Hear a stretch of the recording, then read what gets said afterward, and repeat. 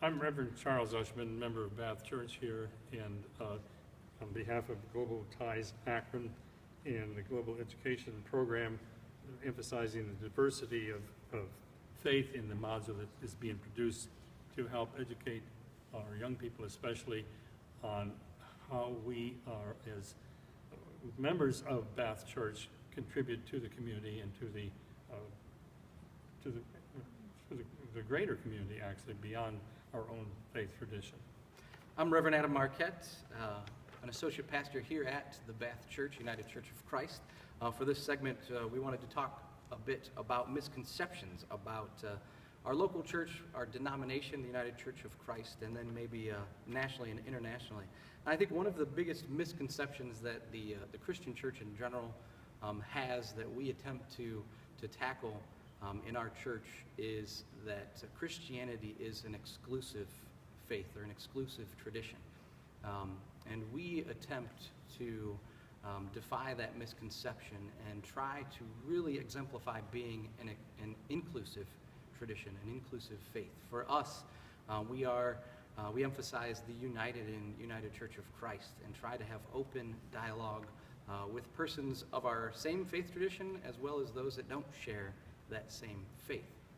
Every attempt is made to be respectful and to be inclusive. No matter who you are, no matter where you are welcome here, is one of the mottos that we have. And we face that here locally, but we also face that nationally and internationally. And Chuck is a member of the Interfaith Council here in Akron and can share a little bit about that work that he's doing with them. It's a great privilege to meet regularly, I would say more than monthly actually, with our various activities with people of other faiths, and we find how our common goal is to serve God in all the different cultural situations.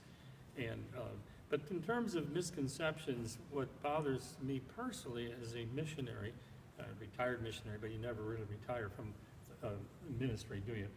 And that people think that we're over there browbeating people from other faiths to be like us and become an American-type Christian and all that kind of stuff.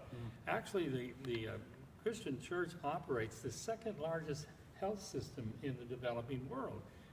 And this means hospitals and clinics all over the place where people of my faith, our Christian faith, are serving the needs, the physical needs of the people of those countries. And I don't want to use the word proud, but I'm very proud that we are there. Sure.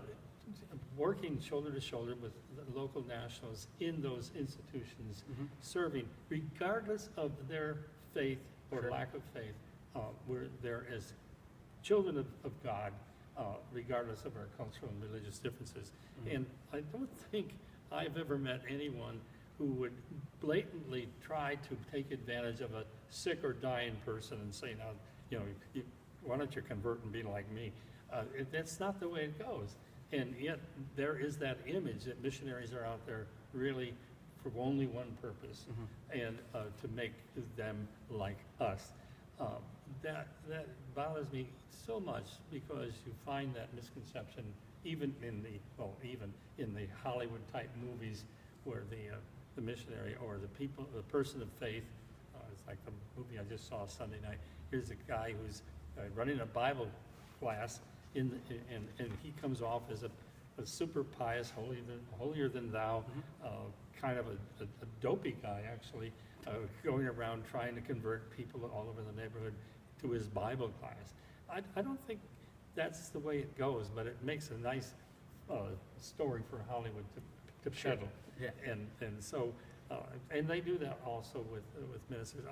I have a friend who I went to seminary with, and he's written a book about how clergy are treated in literature, American literature, and in movies. And we come off as kind of goofy sometimes, and that we're, as I say, holier than thou, or very super pious. But actually, the clergy that I know, including you, Adam, we're kind of regular guys, and, Sure. and we're just trying to do our job in a kind and thoughtful way. And so maybe my kids would say, well, Dad's a little goofy, but Yeah, sure, they probably would, but that's all right. but I try not to be goofy and try to be just a person who's dedicated to a God who has made himself known to me through Jesus Christ, and try to follow Jesus' teaching. And I think when you go back to the New Testament, Sure. Jesus was a pretty humble person. Yeah. He made a point of being with the common people, even to being with the despised people. Sure. In story after story. And that's the pattern we're supposed to follow. Yeah. We don't go around with our chest out saying, well, be like me, or something like that. Yep. But we're there as servants. We're there to serve. Yeah. And that's what Jesus emphasized, to serve. Yeah, there was one story that I wanted to share with Jesus. As Christians, we try to follow the teachings of Jesus, and he was asked a question, and of what is the greatest commandment, and it was to love God with all your heart, mind, soul, and strength. But then there was a second part to that, of loving your neighbor as yourself, and then shares this story of two persons who you wouldn't think would be considered neighbors, or people that would be getting along lovingly, and talks about that love that is shared there. And so as we teach, as we try to preach the word about Jesus, about our Creator, it's really not exclusive. It is an inclusive tradition full of love. And these stereotypes reach beyond Christianity. I've had the privilege of working in Islamic countries and have a lot of Islamic friends. And yet there are some people in this country who say, oh, Islamics, they're those terrorists, And these stereotypes that come out of the media and so forth.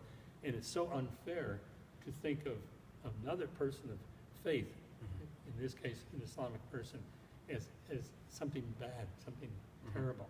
And so, once again, these are misconceptions which, unfortunately, who do we blame, Adam? Maybe the media, or?